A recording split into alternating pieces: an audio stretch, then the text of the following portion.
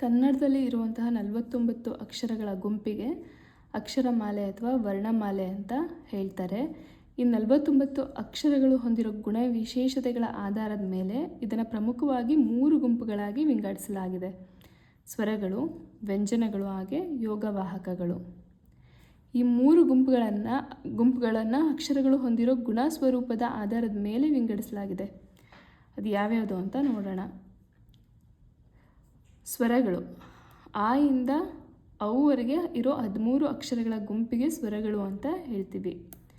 ಅ, ಆ, ಇ, ಈ, ಉ, ಊ, ರು, ಎ, ಐ, ಓ, ಔ ಇವು ಸ್ವರಗಳು.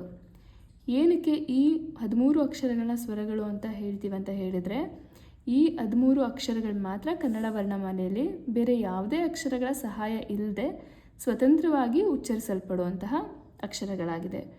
ಈ ಕಾರಣದಿಂದಲೇ ಈ 13 ಅಕ್ಷರಗಳನ್ನ ಒಟ್ಟಾಗಿ ಸ್ವರಗಳು ಅಂತ ಹೇಳ್ತೀವಿ. ಈ 13 ಸ್ವರಗಳನ್ನ ಸರಿಯಾದ ಕ್ರಮದಲ್ಲಿ ಉಚ್ಚರಿಸಿದ್ರೆ ಕೆಲವೊಂದು ಅಕ್ಷರಗಳ ಉಚ್ಚಾರಣೆಗೆ ಕಡಿಮೆ ಸ್ವರ ಸಾಕು, ಹಾಗೆ ಕೆಲವೊಂದು ಸ್ವರಗಳ ಉಚ್ಚಾರಣೆಗೆ ಹೆಚ್ಚಿನ ಸ್ವರ ಅಗತ್ಯ ಇದೆ. ಸ್ವರಗಳ ಏರಿಳಿತದ ಆಧಾರದ ಮೇಲೆ ಈ ಅಕ್ಷರಗಳನ್ನ ಪ್ರಮುಖವಾಗಿ 2 ವಿಧಗಳಾಗಿ ವಿಂಗಡಿಸ್ಬೋದಾಗಿದೆ. ಹ್ರಸ್ವ ಸ್ವರ ಹಾಗೆ ದೀರ್ಘ ಸ್ವರ. ಆ, ಇ, ಉ, ರು, ಎ, ಓ ಇವು ಹ್ರಸ್ವ ಸ್ವರಗಳು. ಆ, ಇ, ಉ, ಎ, ಐ, ಓ, ಔ ಇವು ದೀರ್ಘ ಸ್ವರಗಳು. ಆ ಇಂದ ಓವರೆಗಿನ ಆ, ಇ, ಉ, ರು, ಎ, ಓ ಈ 6 ಸ್ವರಗಳ ಉಚ್ಚಾರಣೆಗೆ ತೆಗೆದುಕೊಳ್ಳೋ ಸ್ವರ ಕಡಿಮೆ ಇದೆ. ಆದ್ದರಿಂದ ಇವುಗಳನ್ನ ಹ್ರಸ್ವ ಸ್ವರಗಳು ಅಂತ ಹೇಳ್ತಾರೆ. ಇವು ಏಕಮಾತ್ರ ಕಾಲದಲ್ಲಿ ಉಚ್ಚರಿಸಲ್ಪಡುವ ಅಕ್ಷರಗಳಾಗಿದ್ದಾವೆ. ದೀರ್ಘ ಸ್ವರಗಳು ಅಂತ ಹೇಳಿದ್ರೆ ಆ, ಇ, ಉ, ಎ, ಐ, ಓ, ಔ ಈ 7 ಅಕ್ಷರಗಳನ್ನ ಉಚ್ಚರಿಸೋದಕ್ಕೆ ಹೆಚ್ಚಿನ ಕಾಲಾವಧಿ ಬೇಕಾಗಿದೆ. ಆದ್ದರಿಂದ ಈ 7 ಅಕ್ಷರಗಳಿಗೆ ದೀರ್ಘ ಸ್ವರಗಳು ಅಂತ ಹೇಳ್ತೀವಿ. ಈ 7 ಅಕ್ಷರಗಳನ್ನ ಉಚ್ಚರಿಸೋದಕ್ಕೆ 2 ಮಾತ್ರ ಕಾಲದ ಅಗತ್ಯ ಇದೆ. ಆದ್ದರಿಂದ ಇವುಗಳನ್ನ ದೀರ್ಘ ಸ್ವರಗಳು ಅಂತ ಕರೆಯಲಾಗುತ್ತೆ.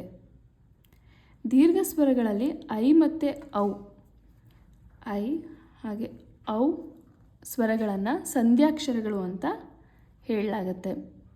ಯೋಗವಾಹಕಗಳು ಅಂದರೆ ಬೇರೊಂದು ಅಕ್ಷರದ ಸಂಬಂಧವನ್ನು ಹೊಂದಿದಾಗ ಉಚ್ಚರಿಸಲಾಗುವ ಅನುಸ್ವಾರ ಮತ್ತು ವಿಸರ್ಗಗಳು. ಯೋಗವಾಹಕಗಳನ್ನು ಹಾಗೇ ಉಚ್ಚರಿಸೋದಕ್ಕೆ ಆಗೋದಿಲ್ಲ. ಯೋಗ ಅಂದರೆ ಸಂಬಂಧವನ್ನು, ವಾಹ ಅಂದರೆ ಹೊಂದಿರೋದು ಅನ್ನೋ ಅರ್ಥ ಬರುತ್ತೆ. ಹೀಗೆ ಬೇರೊಂದು ಅಕ್ಷರದ ಸಂಬಂಧವನ್ನು ಹೊಂದಿದಾಗ ಮಾತ್ರ ಉಚ್ಚರಿಸಲಾಗುವ ಅಕ್ಷರಗಳಿಗೆ ಅನುಸ್ವಾರ ಮತ್ತು ವಿಸರ್ಗ ಅಂತ ಹೇಳ್ತೀವಿ.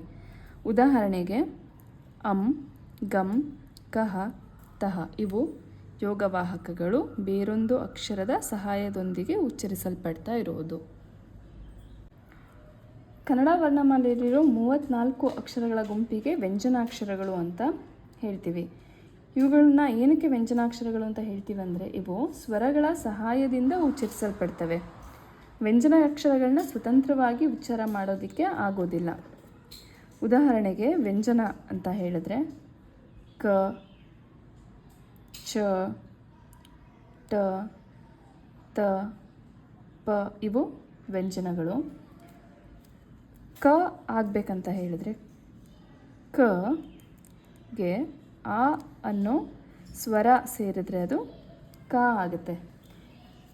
ಹೀಗೆ ಕನ್ನಡ ವರ್ಣಮಾಲೆಯಲ್ಲಿ ಯಾವ್ಯಾವ ವ್ಯಂಜನಾಕ್ಷರಗಳಿದೆ ಅಂತ ಹೇಳಿದರೆ ಕ, ಖ, ಗ, ಘ, ಞ, ಚ, ಛ, ಜ, ಝ, ಞ, ಟ, ಠ, ಡ, ಢ, ಣ, ತ, ಥ, ದ, ಧ, ನ, ಪ, ಫ, ಬ, ಭ, ಮ, ಯ, ರ, ಲ, ವ, ಶ, ಶ, ಸ, ಹ, ಳ ಇವು 34 ವ್ಯಂಜನಾಕ್ಷರಗಳು. ಈ 34 ವ್ಯಂಜನಾಕ್ಷರಗಳನ್ನ ಅವುಗಳ ಉಚ್ಚಾರಣಾ ವರ್ಗದ ಆಧಾರದ ಮೇಲೆ 2 ವಿಧಗಳಾಗಿ ವಿಂಗಡಿಸಲಾಗಿದೆ. ಒಂದು ವರ್ಗೀಯ ವ್ಯಂಜನ ಹಾಗೆ ಇನ್ನೊಂದು ಅವರ್ಗೀಯ ವ್ಯಂಜನ. ವರ್ಗೀಯ ವ್ಯಂಜನಗಳನ್ನು ಮತ್ತೆ 3 ವಿಧಗಳಾಗಿ ವಿಂಗಡಿಸಲಾಗಿದೆ. ಕೆಲವೊಂದು ಅಕ್ಷರಗಳನ್ನ ಉಚ್ಚರಿಸೋದಕ್ಕೆ ಹೆಚ್ಚಿನ ಸ್ವರ ಅಗತ್ಯ ಇದೆ. ಕೆಲವೊಂದು ವ್ಯಂಜನಗಳನ್ನ ಉಚ್ಚರಿಸೋದಕ್ಕೆ ಕಡಿಮೆ ಸ್ವರ ಸಾಕು. ಹಾಗೆ ಇನ್ನು ಕೆಲವೊಂದು ಅಕ್ಷರಗಳನ್ನ ಉಚ್ಚರಿಸೋದಕ್ಕೆ ಮೂಗಿನ ಸಹಾಯ ಅಗತ್ಯ ಇದೆ. ಆದ್ದರಿಂದ ವರ್ಗೀಯ ವ್ಯಂಜನಗಳನ್ನು ಮತ್ತೆ 3 ವಿಧವಾಗಿ ವಿಂಗಡಿಸಲಾಗಿದೆ. 3 ವಿಧಗಳು ಯಾವ್ಯಾವ್ದಂತ ನೋಡಿದ್ರೆ ಅಲ್ಪಪ್ರಾಣ, ಮಹಾಪ್ರಾಣ ಹಾಗೆ ಅನುನಾಸಿಕ. ವರ್ಗೀಯ ವ್ಯಂಜನದಲ್ಲಿರೋ ಕ, ಗ, ಚ, ಜ, ಟ, ಡ, ತ, ದ, ಪ, ಬ ಈ 10 ಅಕ್ಷರಗಳನ್ನು ಅಲ್ಪಪ್ರಾಣ ಅಂತ ಕರೀತಾರೆ. ಯಾಕಂದರೆ ಈ 10 ಅಕ್ಷರಗಳ ಉಚ್ಚಾರಣೆಗೆ ಕಡಿಮೆ ಸ್ವರ ಸಾಕು. ಮಹಾಪ್ರಾಣ ವರ್ಗೀಯ ವ್ಯಂಜನದಲ್ಲಿರೋ ಖ, ಘ, ಛ, ಝ, ಠ, ಡ, ಥ, ಧ ಈ 10 ಅಕ್ಷರಗಳು ಮಹಾಪ್ರಾಣಗಳು. ಮಹಾಪ್ರಾಣಗಳಂತ ಅಂದರೆ ಈ ಅಕ್ಷರಗಳ ಉಚ್ಚಾರಣೆಗೆ ಹೆಚ್ಚಿನ ಸ್ವರದ ಅಗತ್ಯ ಇದೆ. ಆದ್ದರಿಂದ ಇವುಗಳನ್ನ ಮಹಾಪ್ರಾಣ ಅಂತ ಹೇಳ್ತಾರೆ. ಮುಂದೆ ಅನುನಾಸಿಕ. ನಾಸಿಕ ಅಂದರೆ ಮೂಗು ಅನ್ನೋ ಅರ್ಥ. ಮೂಗಿನ ಸಹಾಯದಿಂದ ಉಚ್ಚರಿಸಲ್ಪಡುವಂತಹ ಅಕ್ಷರಗಳೇ ಅನುನಾಸಿಕ ಅಕ್ಷರಗಳು. ವ್ಯಂಜನಾಕ್ಷರದಲ್ಲಿರೋ ಜ್ಞ, ಞ, ಣ, ನ, ಮ ಈ 5 ವ್ಯಂಜನಾಕ್ಷರಗಳನ್ನು ಅನುನಾಸಿಕಗಳು ಅಂತ ಕರೀತಾರೆ. ಯಾವ ವ್ಯಂಜನಾಕ್ಷರಗಳನ್ನ ವರ್ಗ ಮಾಡೋದಕ್ಕೆ ಆಗೋದಿಲ್ವೋ ಅವೇ ಅವರ್ಗೀಯ ವ್ಯಂಜನಾಕ್ಷರಗಳು. ಯ, ರ, ಲ, ವ, ಶೇ, ಶ, ಸ, ಹ, ಳ ಈ 9 ಅಕ್ಷರಗಳ ಉಚ್ಚಾರಣೆ ಸ್ವರದಲ್ಲಿ ಯಾವುದೇ ಏರಿಳಿತ ಇಲ್ಲದೆ ಇರೋದ್ರಿಂದ ಈ 9 ಅಕ್ಷರಗಳನ್ನ ವರ್ಗ ಮಾಡೋದಕ್ಕೆ ಆಗೋದಿಲ್ಲ. ಆದ್ದರಿಂದ ಇವುಗಳನ್ನ ಅವರ್ಗೀಯ ವ್ಯಂಜನಾಕ್ಷರಗಳು ಅಂತ ಹೇಳ್ತೀವಿ.